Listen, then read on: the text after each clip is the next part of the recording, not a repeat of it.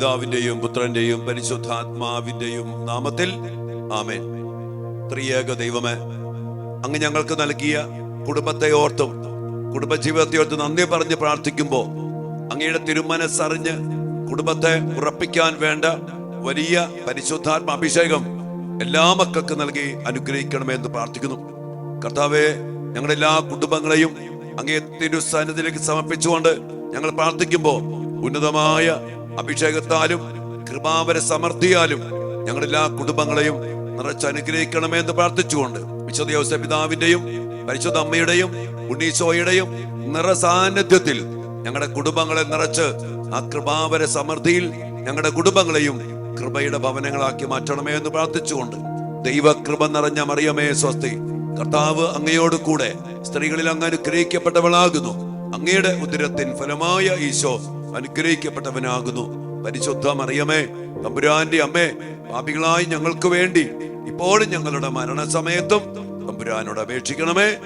ആമേൻ. കർത്താവ് ഈശോ മിശിഹായുടെ കൃപ, പിതാവായ ദൈവത്തിന്റെ സ്നേഹം, പരിശുദ്ധാത്മാവിന്റെ സഹവാസവും നിങ്ങളുടെ കുടുംബങ്ങളിൽ നിറഞ്ഞു നിൽക്കട്ടെ, എപ്പോഴും എപ്പോഴും എന്നേക്കും. ആമേൻ. പ്രിയപ്പെട്ട ദൈവമക്കളെ, നമുക്കറിയാം, വിവാഹമെന്ന കൂദാശയിലൂടെയാണ് കുടുംബജീവിതം ആരംഭിക്കുന്നത്. അത് ദൈവം സ്ഥാപിച്ച വലിയൊരു ജീവിതമാണ്. അതൊരു കൂദാശയാണ്. എന്താണ് കൂദാശ? നമുക്കറിയാം, അദൃശ്യമായ പ്രസാദവരത്തിന്റെ ദൃശ്യമായ അടയാളമാണ് കൂദാശ എന്ന് പറഞ്ഞാല് പുരുഷനെയും സ്ത്രീയും ഒരുമിപ്പിച്ചുകൊണ്ട് ദൈവം പറയാണ്, എന്താണ്? ഇനിമേൽ നിങ്ങൾ രണ്ട് അല്ല ഒറ്റ ശരീരം ആകുന്നു. ദൈവം യോജിപ്പിച്ചത് മനുഷ്യൻ വേർപെടുത്താതിരിക്കണം. പ്രിയപ്പെട്ടവരെ, പൗലോസ്ലീഹ ഇതിനെ കുറിച്ച് പറഞ്ഞുണ്ട്. ഇതൊരു വലിയ രഹസ്യമാണ്. ഇത് വലിയ രഹസ്യമാണ്. കാരണം എത്ര ചിന്തിച്ചാലും രണ്ട് ഒറ്റ ശരീരം പറ്റത്തില്ല.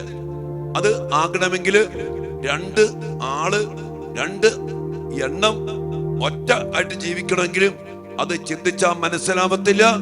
അത് രഹസ്യമാണ്. ദൈവത്തിന്റെ വലിയ പദ്ധതിയാണ്. അതിനെന്ത് വേണം? ഓർത്തേക്ക്, രണ്ട് പേര് ഒന്നായി തീരുമോ? എങ്ങനെ തീരും? അങ്ങനെ അതിന് സാധിക്കണമെങ്കിൽ പ്രിയപ്പെട്ടവരെ, വലിയൊരു പരിശുദ്ധാത്മാവിന്റെ അഭിഷേകത്തിന്റെ നിറവ്, സ്നേഹത്തിന്റെ പൂർണ്ണത, പിതാവും പുത്രനും പരിശുദ്ധാത്മാവുമായ ത്രിയേക ദൈവം സ്നേഹത്തിന്റെ പൂർണ്ണതയിൽ, യോസേപ്പ് പിതാവും പരിശുദ്ധ അമ്മയും ഈശോയും സ്നേഹത്തിന്റെ പൂർണ്ണതയിൽ ഒന്ന്, ഒരു മനസ്സ്, ഒരു ഹൃദയം, ഒറ്റ ശരീരം പോലെ ഒന്നായിരിക്കുന്ന വലിയൊരു അനുഭവം. എന്റെ പ്രിയപ്പെട്ടവരെ, ഇതുണ്ടാകണമെങ്കിൽ ദൈവത്തിന്റെ കൃപ അതുപോലെ നിറയണം. അതുകൊണ്ടാണ് ഇതിനെ കൂദാശയുടെ തലത്തിലേക്ക് ഉയർത്തിയേക്കണേ. ദൈവത്തിന്റെ കൃപ നിറച്ച്, പരിശുദ്ധാത്മാവിന്റെ അഭിഷേകത്താൽ നിറച്ച്, സ്നേഹത്താൽ നിറച്ച്, ആ വലിയ ഐക്യത്തിൽ ഇതാ ഈ കുടുംബത്തെ ദൈവമായ കർത്താവ് വിവാഹത്തിലൂടെ ഈ രണ്ടു പേരെയും ഒന്നാക്കി കർത്താവ് മാറ്റുകയാണ്. അതുകൊണ്ട് തന്നെ ഇതിന്റെ അടിസ്ഥാനം എന്ന് പറയുന്നത്, പ്രിയപ്പെട്ട മക്കളെ, അത് ആരോഗ്യമോ സൗന്ദര്യമോ സമ്പത്തോ കഴിവോ ജോലിയോ ഒന്നുമല്ല. പിന്നെന്താണ്? ദൈവത്തിന്റെ കൃപ, ദൈവത്തിന്റെ സ്നേഹം. ഞാൻ ഓർക്കുക, ഈ വിവാഹം എന്നുള്ള കൂദാശയുടെ അവസാന ഭാഗത്ത് ഈ രണ്ട് ദമ്പതിമാരെയും ഇങ്ങനെ ബൈബിളെ കൈവച്ചിട്ട് ഒരു പ്രതിജ്ഞ ചൊല്ലിക്കൊടുക്കുന്നുള്ളൊരു കർമ്മമുണ്ട്. പ്രതിജ്ഞ എന്താണ്? ഇന്നു മുതൽ മരണം വരെ സന്തോഷത്തിലും ദുഃഖത്തിലും സമ്പത്തിലും ദാരിദ്ര്യത്തിലും ആരോഗ്യത്തിലും അനാരോഗ്യത്തിലും ഏക മനസ്സോടെ ജീവിച്ചോളാന്ന് ഞങ്ങൾ വാഗ്ദാനം ചെയ്യുന്ന പറയാം. ഏക മനസ്സോടെ. എപ്പോഴാ? സന്തോഷത്തിൽ മാത്രമല്ല, ദുഃഖത്തില്, സമ്പത്തിൽ മാത്രമല്ല, ദാരിദ്ര്യത്തില്, ആരോഗ്യത്തിൽ മാത്രമല്ല, അനാരോഗ്യത്തിലും ഏക മനസ്സോടെ ജീവിക്കണമെങ്കിൽ ആർക്ക് പറ്റും? അതിനാണ് പ്രിയപ്പെട്ട മക്കളെ ദൈവത്തിന്റെ കൃപ, ദൈവത്തിന്റെ സ്നേഹം, ദൈവത്തിന്റെ സഹായം കൂടിയേ തീരൂ. അതുകൊണ്ടാണ് ഈ കൂദാശയ്ക്ക് അതുപോലെ പ്രാധാന്യം കൊടുത്ത് പ്രിയപ്പെട്ട മക്കളെ, വേറെ ഒന്നുമില്ലേലും കൂദാശയിലൂടെ ലഭിക്കുന്ന ആ കൃപയും അഭിഷേകവും സ്വന്തമാക്കി എടുത്തുകൊണ്ട് ഈ ഐക്യത്തിന്റെ അടിസ്ഥാനമായ ദൈവത്തിന്റെ ശക്തിയും ചൈതന്യവും സ്നേഹവും കൃപയും അഭിഷേകവും നിറച്ചെടുക്കണം. അതുകൊണ്ട് നമ്മുടെയൊക്കെ കുടുംബജീവിതങ്ങളെ പരിശോധിക്കുമ്പോൾ ഞാൻ കണ്ടിടത്തോളം പ്രിയപ്പെട്ടവരെ, അതിനുള്ളൊരു അഭിഷേകം പ്രാപിക്കുന്നതിൽ നമ്മൾക്ക് തോറ്റുപോകുന്നുണ്ട്. ഈ വിവാഹം കഴിക്കാൻ വേണ്ടി അണിഞ്ഞൊരുങ്ങി ദേവാലയത്തിലേക്ക് കടന്നു വരുമ്പോ ഞാൻ ചിലപ്പോഴൊക്കെ കാർമ്മികത്വം വഹിക്കുമ്പോ അൾത്താരിൽ നിന്നുകൊണ്ട് ഇവരെ നോക്കും. അപ്പൊ ഞാൻ മനസ്സിലിങ്ങനെ പറയേ, ഇവരെന്തിനാ വരുന്നേ? അപ്പൊ ഞാൻ വരുമ്പോ തന്നെ കുറച്ച് ചോദിക്കുവരോട്, എന്താണോ മിശിഹായുടെ നിയമവും തിരുസഭയുടെ നടപടിയും അനുസരിച്ച് സ്വതന്ത്രമായ മനസ്സോടും പൂർണ്ണമായ സമൂഹത്തോടും കൂടെ ഇവളെ ഭാര്യയായും ഇവനെ ഭർത്താവായി സ്വീകരിക്കുന്നു. മിശിഹായുടെ നിയമം സഭയെ സ്നേഹിച്ച, ജീവനർപ്പിച്ച് രക്തം ചിന്തി മരിച്ചുകൊണ്ട് സഭയെ സ്നേഹിച്ച മിശിഹായെ പോലെ ശരീരമാകുന്ന സഭയെ സ്നേഹിച്ചതുപോലെ ഭാര്യ ഭർത്തൃ ബന്ധത്തിൽ ഭർത്താവിന് ശിരസാകുന്ന, ഭർത്താവിന് ശരീരമാകുന്ന സഭ പോലെയുള്ള ഭാര്യയെ സ്നേഹിക്കാൻ പറ്റുമോ? സഭ ശരീരം, അതാണ് പൗലോസ്ലീഹ ശിരസും ശരീരവും ക്രിസ്തുവും സഭയും നമ്മുടെ ബന്ധത്തോടാണ് ഒരുമിച്ച് വച്ചിരിക്കുന്ന ഭാര്യ ഭർത്തൃ ബന്ധത്തെ. ശിരസും ശരീരവും എങ്ങനെ നിൽക്കുന്നത്? ശിരസിന് താഴെ അതുപോലെ ഒട്ടി നിൽക്കുന്ന ശരീരം, ക്രിസ്തുവിന്റെ സ്വന്തമായിട്ട് ജീവിക്കുന്ന സഭ ശരീരം. ഇതുപോലത്തെ ഒരു അഭേദ്യമായ ഗാഠമായ ഒരു ബന്ധമുണ്ട് വിവാഹ ജീവിതത്തിൽ. ഈ അടിസ്ഥാനത്തിലാണ് ഈ ഐക്യം അല്ലെങ്കിൽ ഈ ജീവിതം ആരംഭിക്കുന്നത്. ഒത്തിരി ആഴപ്പെട്ട ഒരു മഹാരഹസ്യമാണ് വിവാഹം. ഒരു തമാശ കളിയില്ല. ഇതിനൊക്കെ എന്തു വേണം മക്കളെ? സ്വർഗത്തിന്റെ അഭിഷേകം, ദൈവത്തിന്റെ കൃപ, അതിസ്വാഭാവികമായ കൃപകൾ. അത് കൂദാശയിലൂടെ പ്രാർത്ഥിച്ച് ഒരുങ്ങി യോഗ്യതയോടെ പരിക്രമം ചെയ്ത് തീഷ്ണമായി പ്രാർത്ഥിച്ച് ഈ കൂദാശയിലൂടെ ഈ കൃപ അഭിഷേകം നിറച്ച് വീണ്ടും ഒരുമിച്ച് പ്രാർത്ഥിച്ചും കൂദാശ പരിക്രമം ചെയ്തും ഈ കൃപയ്ക്കുമേൽ കൃപയിൽ ഒരു കുടുംബത്തില് ഒരു ഭാര്യയും ഭർത്താവും വളർന്നാൽ ഞാൻ പറയും ആ കുടുംബത്തിൽ ഈ പറഞ്ഞ കാര്യങ്ങളൊക്കെ സംഭവിക്കും. തിരുക്കുടുംബം പോലെ കർത്താവിനെ കൂടെ നിർത്തി സ്വർഗത്തിന് സഹായം ചോദിച്ച് ദൈവം ഇടപെട്ട് ഓരോ കാര്യത്തിനും കൃത്യം ദൈവം പറഞ്ഞു കൊടുത്തു. അതുപോലെ ജീവിച്ച് നിനക്ക് സാധിച്ചപ്പോൾ മക്കളെ, ദൈവകൃപ നിറഞ്ഞവൾ പരിശുദ്ധ അമ്മ യോസേപ്പ് പിതാവാണെങ്കിലും ദൈവത്തിന് അതുപോലെ സമർപ്പിച്ച് ബ്രഹ്മചാരിയായിട്ട് ജീവിച്ച് ദൈവത്തെ മഹത്വപ്പെടുത്തി കൃപ നിറഞ്ഞവൻ ഈശോ. നമുക്കറിയാം, വചനം മാംസം ധരിച്ച ദൈവം തന്നെയായ ഈശോ. അതുകൊണ്ട് ഈ ഒരു സാന്നിധ്യം വിശുദ്ധ കുർബാനയിലൂടെ കൂദാശയിലൂടെ നമുക്ക് ലഭിക്കുമ്പോ അത് അർത്ഥം മനസ്സിലാക്കി ആവശ്യകത തിരിച്ചറിഞ്ഞ് സ്വീകരിച്ച് ഈ കൃപയിൽ ജീവിക്കാൻ സാധിച്ചെങ്കിൽ മാത്രമാണ് മക്കളെ ക്രൈസ്തവ വിവാഹ ജീവിതം, കുടുംബജീവിതം അതിന്റെ പൂർണ്ണതയിൽ ജീവിക്കാൻ പറ്റത്തുള്ളൂ. എന്നാൽ ഇന്ന് ഞാൻ എപ്പോഴും പറയും മക്കളെ, ഈ കൂദാശകളൊക്കെ ഭൗതികമാക്കി ലോകാരൂപി കൊണ്ട് നിറച്ച് ലോകത്തിന്റെ ആർഭാടത, സമ്പത്ത്, തീറ്റ, കുടി ഇങ്ങനെയൊക്കെ ആക്കി മാറ്റി അതിന് ചൈതന്യം ഈ പറഞ്ഞ കൃപയില്ലാത്ത അവസ്ഥയിൽ വിവാഹം ആരംഭിക്കും, കുടുംബജീവിതം ആരംഭിക്കും. അതിൽ നിന്ന് മക്കളുണ്ടാകും. പിന്നത്തെ കാര്യം പറയണ്ടല്ലോ. നമ്മൾ ഈ ദിവസങ്ങളൊക്കെ ഇതൊക്കെ മനസ്സിലാക്കിയിട്ട് തീഷ്ണമായി പ്രാർത്ഥിക്കും മക്കളെ. ഇത് എളുപ്പമുള്ള പരിപാടിയില്ല.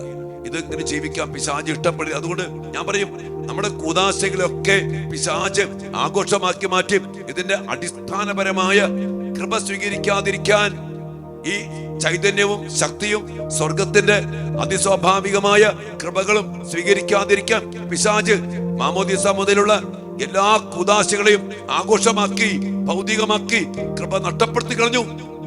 ഇത് തന്നെയാണ് വിവാഹം എന്നുള്ള കൂദാശയിൽ സംഭവിച്ചേക്കണം. അതുകൊണ്ട് ഇന്ന് വിവാഹമോചനത്തിന്റെ അതിപ്രസരം, വെറുപ്പ് ഭിന്നിച്ച് മാറി ജീവിക്കുന്ന ഒത്തിരി ജീവിതങ്ങൾ. അതുകൊണ്ട് പ്രിയപ്പെട്ടവരെ, ഇതാണ് അടിസ്ഥാനം എന്നീ പറയപ്പെട്ട തിരുവചനം ശരിക്കും ധ്യാനിക്കുക. ഇത് നമ്മുടെ കുടുംബത്തില്, ജീവിതത്തില്, മക്കളില്, നമ്മുടെ ദാമ്പത്യ വിവാഹ ജീവിതത്തില്, കുടുംബ ജീവിതത്തില് നിറവേറപ്പെടണം. വേറെ ഒരു വഴിയില്ല. നമ്മൾ അതിനുവേണ്ടി തീഷ്ണമായിട്ട് പ്രാർത്ഥിക്കണം കേട്ടോ. ഇന്ന് ദിവ്യകാല സ്ഥാനത്ത് അതിനോട് പ്രാർത്ഥിക്കും. ജപമാല ചൊല്ലി, കരുണക്കൊന്ന് ചൊല്ലി, സ്വർഗത്തിന്റെ വലിയ ഇടപെടലിനു വേണ്ടി യോസേപ്പ് പിതാവിന്റെയും പരിശുദ്ധ അമ്മയുടെയും ഉണ്ണീശോയുടെയും വലിയ മാധ്യസ്ഥത്തില് ഈ രഹസ്യമാകുന്ന ഐക്യത്തിന്റെ അടിസ്ഥാനം നമ്മുടെ കുടുംബത്തില്, ദാമ്പത്യങ്ങളില്, വിവാഹ ജീവിതത്തിലൊക്കെ സംഭവിക്കാൻ വേണ്ടി പ്രത്യേകം പ്രാർത്ഥിക്കും. പ്രത്യേകിച്ച് ഇന്ന് വിവാഹമോചനത്തിന്റെ വക്കിൽ നിൽക്കുന്ന, വേറിട്ട് താമസിക്കുന്ന, ജീവിക്കുന്ന, അകന്നു കഴിയുന്ന ഒരു വീട്ടിലാണെങ്കിലും വേറിട്ട് ജീവിക്കുന്നത് പോലെ ജീവിക്കുന്ന എല്ലാ ദമ്പതിമാർക്കും വേണ്ടി പ്രാർത്ഥിച്ചുകൊണ്ട് കുടുംബജീവിതത്തിന്റെ അടിസ്ഥാനമായ വിവാഹ ജീവിതത്തിന്റെ ഐക്യം, സ്നേഹം, ഈ ഒരു കൂട്ടായ്മ അത് കൃപയിൽ മാത്രമാണെന്ന് മനസ്സിലാക്കി ആ കൃപ കൊണ്ട് ഞങ്ങളുടെ മക്കളെ, ജീവിതങ്ങളെ, കുടുംബങ്ങളെ നിറക്കണമെന്ന് പ്രാർത്ഥിച്ചുകൊണ്ട് ദിവ്യകാര സന്നിധിയിൽ നമുക്ക് പ്രാർത്ഥിക്കാം. മക്കളെ, നമ്മയും നമ്മുടെ കുടുംബങ്ങളെയും നമ്മുടെ എല്ലാ മക്കളെയും അനുഗ്രഹിക്കട്ടെ, ഇപ്പോഴും എപ്പോഴും എന്നേക്കും. ആമേൻ.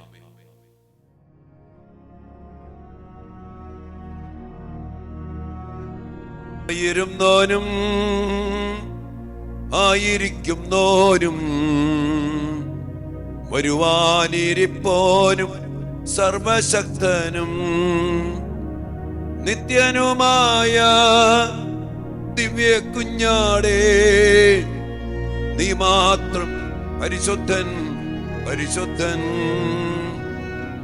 ഓ ദിവ്യകാരുണ്യശോയെ, ഞങ്ങളുടെ കൂടെ വസിക്കുവാൻ ദിവ്യകാരുണ്യമായിട്ട് ഞങ്ങളുടെ മധ്യേ എപ്പോഴും വസിക്കുന്ന കർത്താവേ, അങ്ങയുടെ മക്കളായി ഞങ്ങളൊന്ന് ചേർന്ന് അങ്ങേ ആരാധിക്കുന്നു, സ്തുതിക്കുന്നു.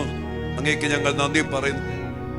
വിവാഹമെന്ന കുദാശയിലൂടെ ഞങ്ങളുടെ കുടുംബത്തെ ഐക്യപ്പെടുത്തിയ കർത്താവേ, മഹാരഹസ്യമായിട്ട് ഇനിമേൽ നിങ്ങൾ രണ്ടല്ല ഒറ്റ ശരീരമാക്കുന്നു എന്ന് പറഞ്ഞത് പൂർത്തീകരിച്ചുകൊണ്ട് അങ്ങയുടെ കൃപയാലും ജീവന സമൃദ്ധിയാലും കുദാശയിലൂടെ ഞങ്ങളെ നിറച്ച് ഞങ്ങളുടെ കുടുംബങ്ങളെ ഐക്യപ്പെടുത്തിയ കർത്താവേ, ഞങ്ങളുടെ മാതാപിതാക്കളെ, വിവാഹം കഴിച്ച ഞങ്ങളുടെ മക്കളെ, ഞങ്ങളുടെ സഹോദരങ്ങളെ, ഞങ്ങളുടെ മരുമക്കളെ, എല്ലാ മക്കളെയും സമർപ്പിച്ച് പ്രാർത്ഥിക്കുന്നു.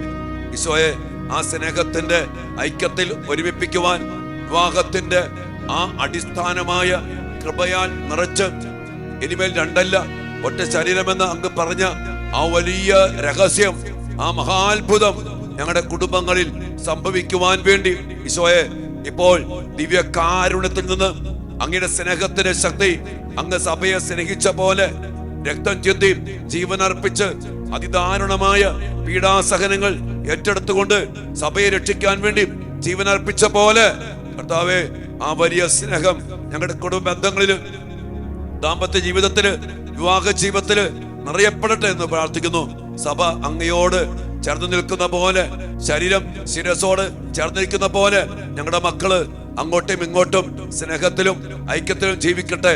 ഞങ്ങളുടെ കുടുംബ ജീവിതങ്ങളെ, വിവാഹ ജീവിതങ്ങളെ ഈ അഭിഷേകത്തിന് വേണ്ടി സമർപ്പിച്ചുകൊണ്ട് കർത്താവേ, വലിയ കൃപയ്ക്കായി, വലിയ സ്നേഹാഭിഷേകത്തിനായി, അതിസ്വാഭാവികമായ കൃപകൾക്കായി ഞങ്ങളുടെ വിവാഹ ജീവിതങ്ങളെ, കുടുംബ ജീവിതങ്ങളെ എല്ലാം സമർപ്പിച്ചുകൊണ്ട് ആ സ്നേഹത്തിന്റെ ഐക്യത്തിൽ കർത്താവെ, മക്കൾ ജീവിച്ച് മക്കൾക്ക് ജന്മം കൊടുത്ത് മക്കൾക്ക് മാതൃക നൽകി കുടുംബത്തിൽ ജീവിക്കുവാൻ കൃപയും അഭിഷേകവും നിറയ്ക്കണമേ എന്ന് പ്രാർത്ഥിച്ചുകൊണ്ട് ഉന്നതമായ അഭിഷേകം ഇപ്പോൾ ദിവ്യകാരുണ്യത്തിൽ നിന്ന് എല്ലാ കുടുംബങ്ങളിലേക്കും, എല്ലാ വിവാഹിതരിലേക്കും, എല്ലാ ദമ്പതിമാരിലേക്കും ചൊരിയപ്പെടണമേ എന്ന് പ്രാർത്ഥിച്ചുകൊണ്ട് ഹല്ലേലൂയ, ഹല്ലേലൂയ.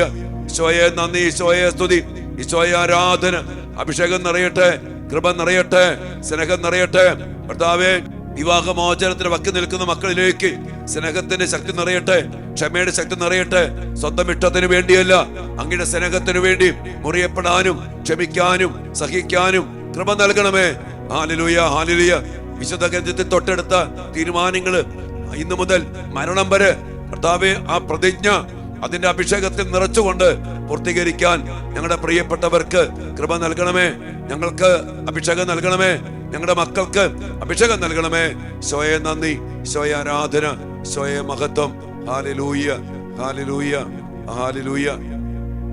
ദിവ്യകാരുണ്യശോയെ, ഈ ആശീർവാദത്തിലൂടെ നഷ്ടപ്പെട്ടു പോയ ഈ കൃപയും അങ്ങയുടെ ചൈതന്യവും അങ്ങയുടെ ശക്തിയും സ്നേഹത്തിന്റെ നിറവ് നൽകി ഞങ്ങളെല്ലാ കുടുംബങ്ങളെയും എല്ലാ ദമ്പതിമാരെയും കർത്താവെ പ്രത്യേകമാവിധം അനുഗ്രഹിക്കണമെന്ന് പ്രാർത്ഥിച്ചുകൊണ്ട് ഈ കുടുംബ ജീവിതത്തിന്റെ ആഴങ്ങളിലേക്ക് കർത്താവെ അങ്ങയുടെ ശക്തി നിറച്ച് വലിയൊരു അഭിഷേകത്തിന്റെ മാറ്റം സ്നേഹത്തിൽ, ഐക്യത്തിൽ ഞങ്ങളുടെ മക്കളിൽ, ഞങ്ങളുടെ കുടുംബങ്ങളിൽ, ഞങ്ങളുടെ ദമ്പതിമാരിൽ നിറയപ്പെടട്ടെ എന്ന് പ്രാർത്ഥിച്ചുകൊണ്ട് അഭിഷേകത്തിനായി ഞങ്ങൾ പ്രാർത്ഥിക്കുന്നു.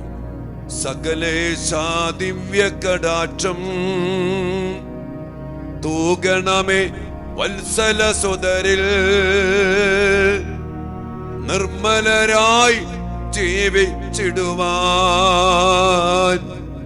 ചിന്തണമേ ദിവ്യവരങ്ങൾ, ചിന്തണമേ ദിവ്യവരങ്ങൾ, ചിന്തണമേ ദിവ്യവരങ്ങൾ.